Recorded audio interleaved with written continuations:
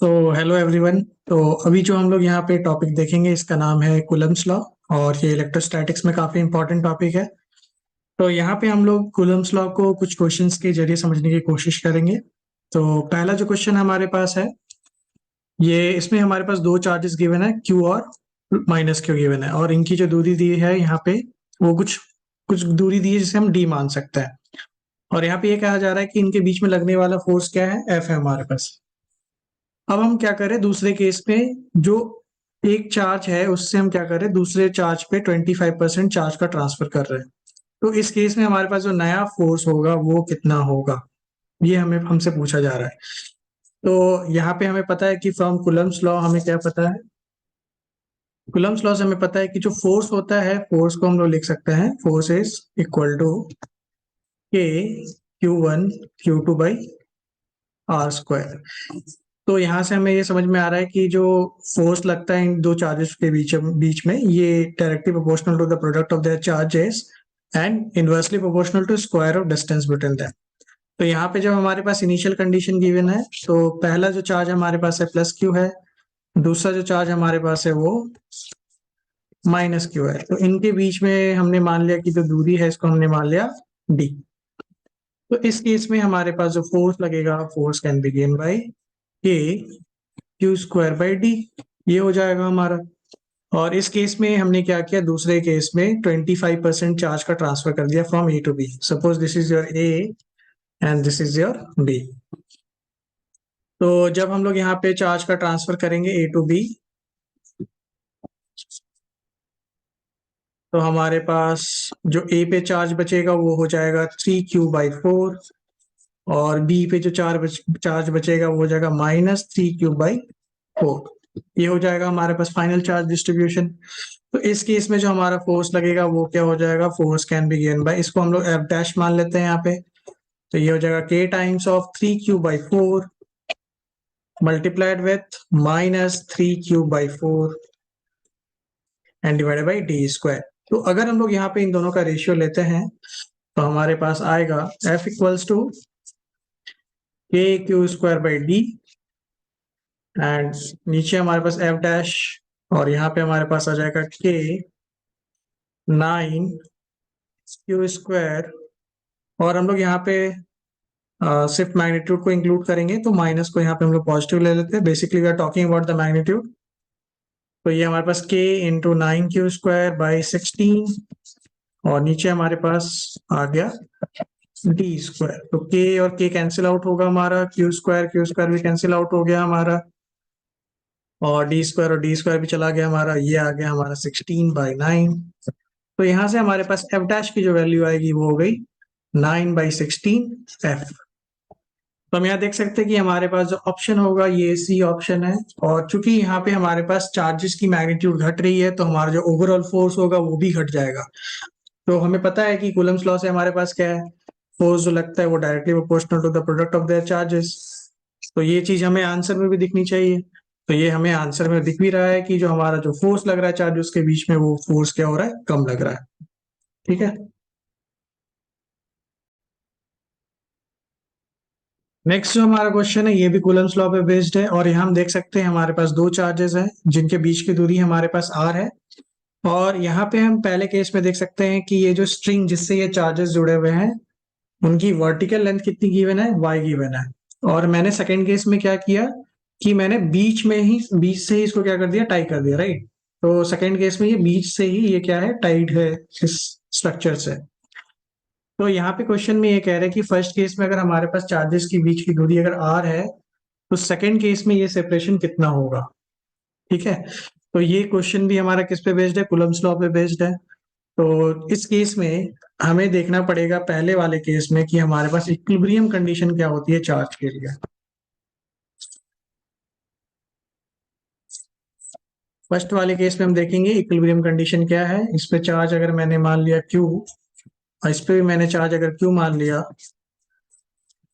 और इन दोनों के बीच की डिस्टेंस को मैंने R माना हुआ है, और ये y गिवन है। तो यहाँ पे मुझे पता है कि फ्रॉम कूलम्स लॉ जो फोर्स इस पे लगेगा, it will be directly proportional to the product of their charges. और इनका चार्ज क्या है, सेम है, so this will be KQ² only by R square. और यहाँ पे जैसे एक चार्ज को अगर हम लेते हैं इस जगह पे, तो इस पे फोर्स को भी हम लोग क्या कर सकते हैं, बैलेंस कर सकते हैं। फोर्स को देख सकते हैं कि फोर्स क्या क्या लग रहा है इस पे। तो इस चार्ज पे नीचे क्या लग रहा है, फोर्स हमारा mg, और स्ट्रिंग के अलॉन्ग हमारा क्या लगेगा, टेंशन। तो अगर मैंने ये एंगल, इस एंगल को अगर मैंने थीटा मान लिया, तो इस टेंशन के दो कंपोनेंट, एक हो जाएगा हमारा t साइन थीटा और दूसरा हमारा हो जाएगा t कॉस थीटा। तो यहां से हम लोग क्या लिख सकते हैं इस फोर्सेस बैलेंस करने के लिए, अलोंग y एक्सिस हम लिख सकते हैं t sin theta will be equal to mg, and along x axis what we can write, so we can write, और इस डायरेक्शन में हमारे पास लग रहा है फोर्स, और ये चार्ज हमारा क्यू। तो ये लिख सकते हैं हम लोग, फोर्स इज इक्वल्स टू, या फिर e cos theta equals to f।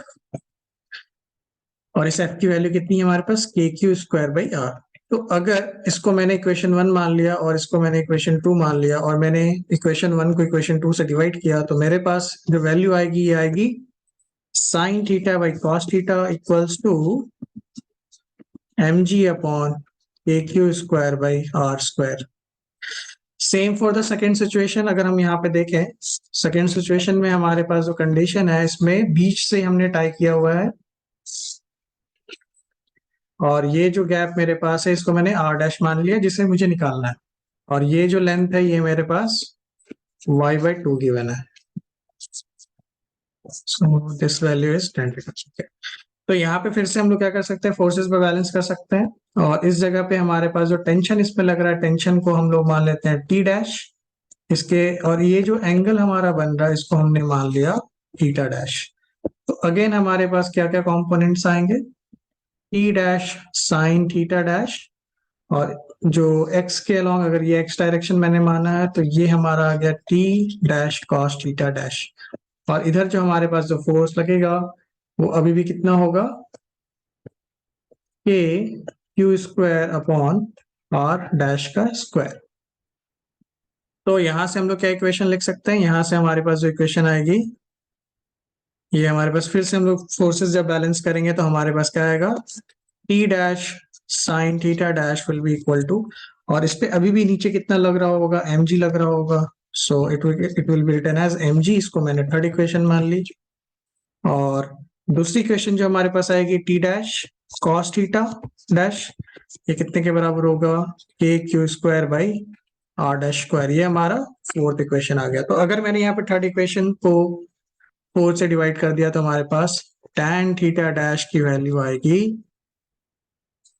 mg upon K Q square upon r1 dash square. ये वैल्यू हमारे पास आएगी।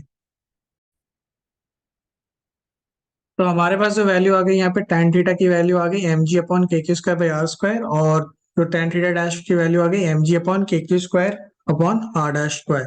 और यहाँ से अगर हम लोग इस ट्रायंगल को अगर ध्यान से देखें, फर्स्ट वाले केस के ट्रायंगल को, अगर मैंने ये एंगल थीटा माना है, ये y माना है, और अगर ये r बाई 2 माना है, तो इस ट्रायंगल में if you talk about this triangle, तो हमारे पास जो tan थीटा की वैल्यू होगी ये कितनी होगी, y upon r by 2। Similarly for the other triangle, अगर मैंने इसको थीटा डैश माना हुआ है, तो ये हमारा हो जाएगा y by 2 upon r dash by 2। तो यहां से अगर हम दोनों इक्वेशंस को डिवाइड कर लें, तो हमारे पास एक रिजल्ट आएगा mg by K Q square by R square. इसको मैंने डिवाइड कर लिया सेकेंड वाले इक्वेशन से, तो हमारे पास जो इक्वेशन आएगी ये हो गया हमारे पास y upon R by 2, and दूसरे इक्वेशन को मैंने डिवाइड किया y बाई 2, और ऊपर चला गया हमारे पास r डैश बाई 2। तो यहाँ से कुछ चीजें कैंसिल आउट होंगी, mg और mg को हम लोग कैंसिल आउट कर देंगे, के क्यू स्क्वायर कैंसिल आउट हो गया, और यहाँ पे हमारे पास इस साइड लेफ्ट हैंड साइड में हमारे पास बचेगा R square upon R dash square, और दूसरी तरफ हमारे पास 2 और 2 कैंसिल आउट हो जाएगा, y और y भी कैंसिल आउट होगा हमारा, और ये हो गया आर डैश अपॉन आर, और इधर हमारे पास 2 आ गया। तो इसको अगर हम लोग थोड़ा रीअरेंज कर ले, तो आर क्यूब की वैल्यू हमारे पास आएगी 2r डैश क्यूब, और यहां से हमारे पास आर डैश क्यूब की वैल्यू आएगी R cube by 3, R cube by 2 sorry, and यहां से हमारे पास आर डैश की वैल्यू आएगी R upon 2 to the power 1/3। तो ये हमारा आंसर होगा,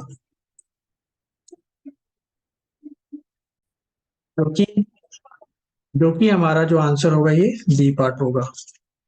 तो इस तरह से हम लोगों ने देखा, दो क्वेश्चंस देखे जो कि हमारे कूलम्स लॉ पे बेस्ड है, और नीट के पॉइंट ऑफ व्यू से ये सारे जो क्वेश्चंस होते हैं जो कूलम्स लॉ पे बेस्ड होते हैं ये काफी इंपॉर्टेंट है, राइट।